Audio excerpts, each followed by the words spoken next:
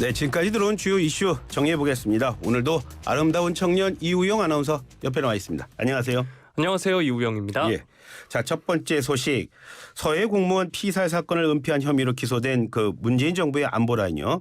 그 고위 인사에 대한 오늘 첫 재판이 열린다고요? 네, 오늘 오전 10시부터 직권남용 권리행사 방해 등 혐의로 재판에 넘겨진 박지원 전 국가정보원장, 서욱 전 국방부 장관, 서훈 전 국가안보실장 등에 대한 첫 공판 기일이 진행 중입니다. 네. 앞서 공판 준비 기일과는 다르게 정식 공판은 피고인 출석이 의무이기 때문에 모두 법정의 모습을 드러냈습니다. 이럴 때 가장 관심이 되는 것. 그분들 취재진 앞에서 무슨 말 했는지 가장 궁금한데 어떤 말 했습니까? 네, 일단 서욱 전 장관과 김홍희 전 해경청장은 혐의를 인정하느냐, 어떤 내용을 소명할 예정이냐 취재진 질문에 아무런 대답 없이 법정으로 향했고요. 예. 박지원 전 원장의 경우에는 재판 출석 과정에서 피격 공무원 고 이대진 씨의 친형 이대진 씨와 충돌이 빚어졌습니다. 예. 이 씨가 법원의 모습을 드러낸 박 전 원장에게 달려들어서 사과해라, 여기가 어디라고 오느냐 이렇게 소리를 쳤는데요. 네. 법정 방어원들의 제지로 다툼은 일단락되긴 했는데 이 과정에서 사진 기자 등 취재진이 넘어지는 일도 발생을 했습니다. 예. 박 전 원장은 이 씨의 행동에 당황한 표정을 지으면서도 어떤 대답도 하지 않은 채 법정 안으로 들어갔습니다. 당황하겠죠. 잠깐 말씀하셨는데 지금 어떤 혐의로 지금 재판이 진행되는 겁니까? 네, 일단 이들은 2020년 9월 해양수산부 공무원 고 이대준 씨가 북한군에 의해 살해된 당시 서전실장 주도로 사건 은폐를 시도했다가 언론에 의해 사건이 알려지자 이 씨가 월북을 하려고 했다는 일명 월북몰이를 한 혐의를 받고 있는 겁니다. 네. 구체적으로 들어가면 서전실장의 경우에는 이제 보안 유지 지시를 내린 혐의, 직권남용 권리행사 방해 혐의를 받고 있고요. 예. 이 외에도 여러 혐의가 적용돼 있고 박 전 원장과 노은채 전 국정원장 비서실장은 1차 회의 종료 후 보안 유지 지시에 따라 국정원 직원들에게 첩보 보고서를 삭제한 혐의, 즉 국가정보원법 위반 혐의를 받고 있습니다. 검찰은 서 전 장관 역시 회의 직후 국방부 실무자 등에게 관련 첩보를 삭제하게 한 것으로 현재 보고 있습니다. 들어가면서 말을 안 했다고 하니까요. 그런 걸 봤을 때 피고인들 현재 혐의를 전면 부인하고 있는 거죠? 네, 서 전 실장 측은 공판 준비 기일에서도 부인을 했는데요. 사건 발생 후 공식 발표까지 보안 유지 조치가 이루어진 사실이 있지만 은폐를 위한 어떠한 생각도 한 적이 없다는 것이 기본 입장이다 이렇게 얘기를 했고요. 네. 또 월북몰이를 했다는 주장 동의하기 어렵다 반박을 했습니다. 박 전 원장과 서 전 장관도 공소 사실 부인하고 있는 상황입니다. 네, 두 번째 소식. 헌재가 어제 검수완박 입법 과정에서 국민의힘 의원들이 권한을 침해했다 이런 주장을 일부는 또 받아들였어요. 네, 국민의힘 의원들의 권한쟁의 심판 청구에 대해서 헌재가 5대4 일부 인용 결정을 내렸습니다. 예. 다수 의견을 낸 헌법재판관 5명은 이 입법 당시 민형배 무소속 의원의 위장 탈당을 문제 삼은 건데요. 민주당 소속 박광온 당시 국회 법제사법위원장이 안건조정위에서 수적 우위를 점하려고 일부러 탈당한 민 의원과 입법을 밀어붙인 건 국회법을 어긴 거다 이렇게 판단을 했습니다. 소수당인 국민의힘 의원들의 심의 표결권이 침해됐지만 법사위원장은 전체 회의에서도 토론 기회조차 주지 않고 그대로 표결을 강행한 것을 지적을 한 겁니다. 네, 하지만 가장 중요한 내용이었죠. 검수완박. 입법 자체를 무효로 할 수 없다고는 했어요. 네, 이번에는 5대4로 의견이 기각이 됐는데요. 예. 입법권 침해를 인정했던 이미선 재판관이 이 대목에선 다른 판단을 내린 겁니다. 네. 이 재판관은 일부 입법 과정에서 국회의원들의 권한이 침해되기는 했지만 국회 자율성을 무시하고 헌재가 개입할 정도로 정도가 심하진 않았다 이렇게 의견을 낸 건데요. 네. 검수완박법 자체가 당시 국회의장이 중재한 여야 합의문을 기초로 마련됐다는 점도 거론하면서 권한 침해 자체를 인정하지 않은 나머지 재판관 4명과 발을 맞췄습니다. 한동훈 법무부 장관과 그리고 검사 6명이 낸 권한쟁의 심판에 대해서 어떤 결정했죠? 네, 이른바 검수완박법에 대해서 한동훈 법무부 장관 그리고 검사 6명도 이 권한쟁의 심판을 청구했었죠.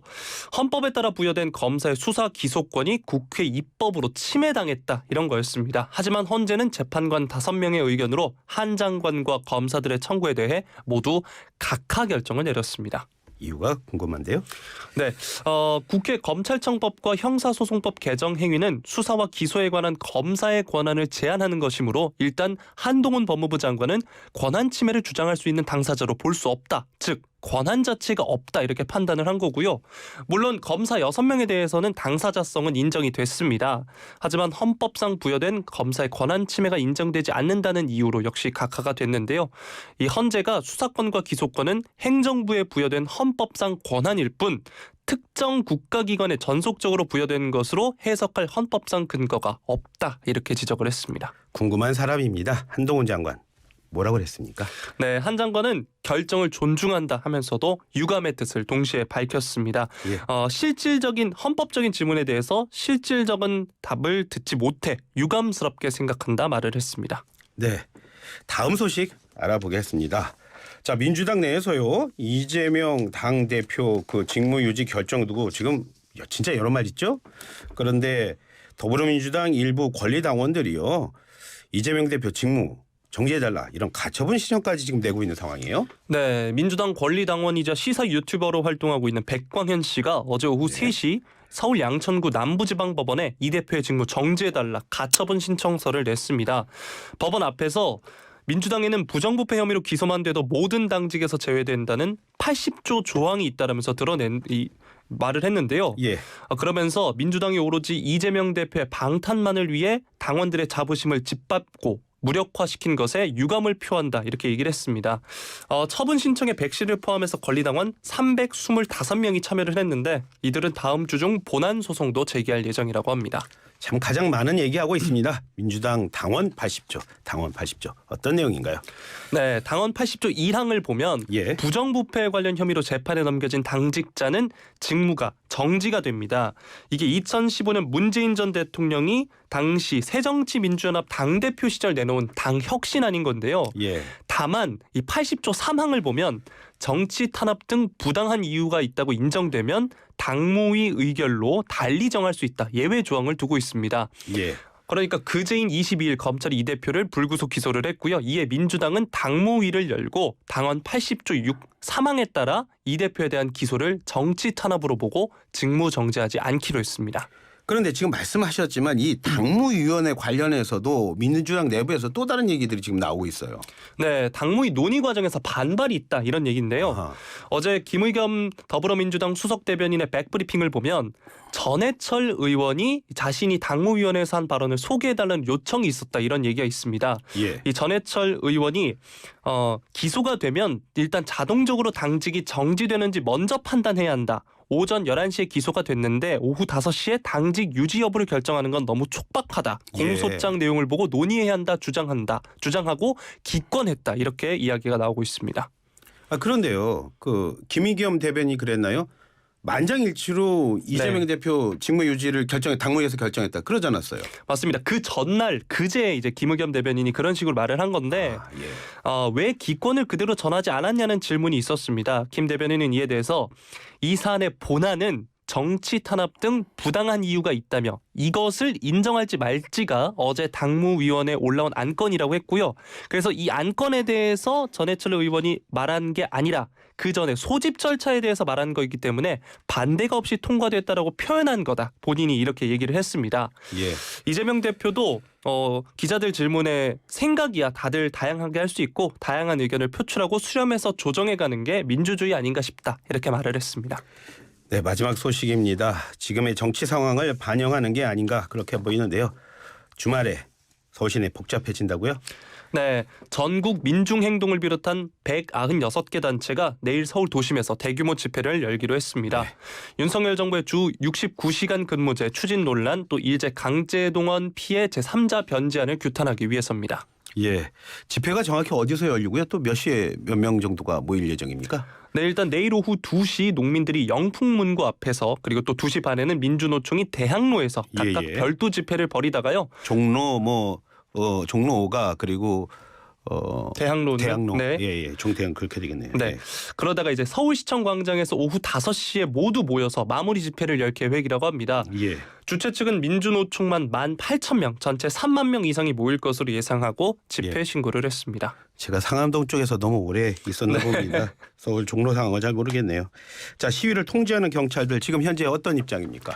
일단 경찰은 집회의 자유 적극적으로 보장하겠다면서도 불법 행위는 엄정 대응하겠다는 방침입니다.